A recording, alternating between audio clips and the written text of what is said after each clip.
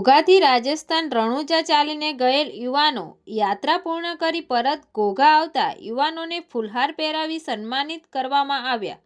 આજરોજ તારીખ 9/11/2025ના રોજ સાંજે 5 કલાકના રોજ મળતી વિગતો અનુસાર તારીખ 22/10/2025ના રોજ ઘોઘાથી રાજસ્થાન રણુજા રામદેવપીર મહારાજના સાનિધ્યમાં ચાલીને ગયેલ યુવાનો યાત્રા પૂર્ણ કરી પરત ઘોઘા આવતા ઘોઘા ગામના ભાવિ ભક્તો દ્વારા સન્માનિત કરવામાં આવ્યા।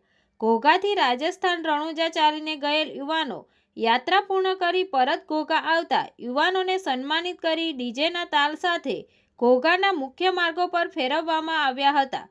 Reporter Kishan Solanki, Tapasvi Gujarat news, Ghogha.